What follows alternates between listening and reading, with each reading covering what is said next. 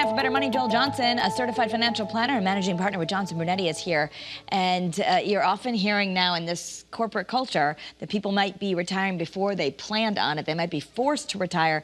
So what should people do when that happens? Well, you want to take a step back and kind of stay calm, yeah, right, okay. as the old saying goes, and look at, do you have to get another job? What about retirement? Can you afford to do something you want to do instead of scrambling around to find that job, or do you just need to get back into the workforce?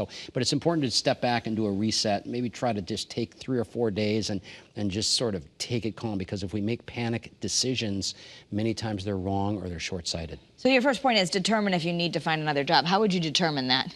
Well, do you need the money?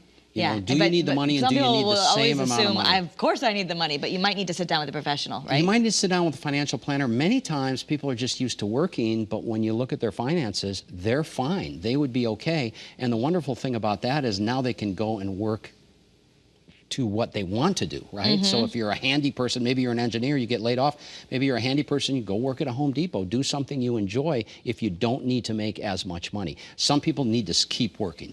Okay, so number 2, you want to review your benefits, Social Security, healthcare options, because that's money in another form. Right, so depending on how old you are, you may be able to collect Social Security if you're over 62.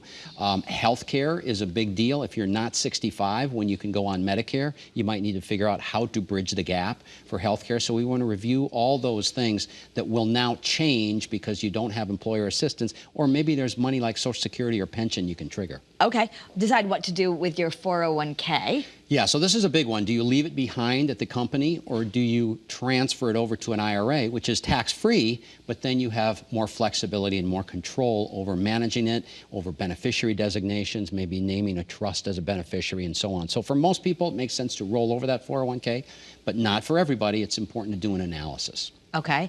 And then, again, you want to determine if you can afford to retire, and that's sort of by looking at all these things. Maybe you could retire if you just had a part-time job, or... Right, exactly. And so that's why it's really important to do what we call, our process is called a retirement income analysis, where we look at how much money does somebody have saved, what are the future sources of guaranteed income, like Social Security and pension, what are their goals, and can they meet all those goals without additional income? That way somebody can work if they want to, not because they have to. Okay, and so we have something to help people at home. It's a free offer here, Forced to Retire. It's a book that Joel has put together, and for more information, you can get this free offer by going to bettermoneytv.com. Just find the box that says click here to receive your free offer, and Joel and the team, you'll send that off to people. Yeah, it's got the 7 things that people need to take, the 7 steps people need to take to make sure they're going to be okay. All right, thank you so much, Joel. Thanks, Kara. That's Better Money.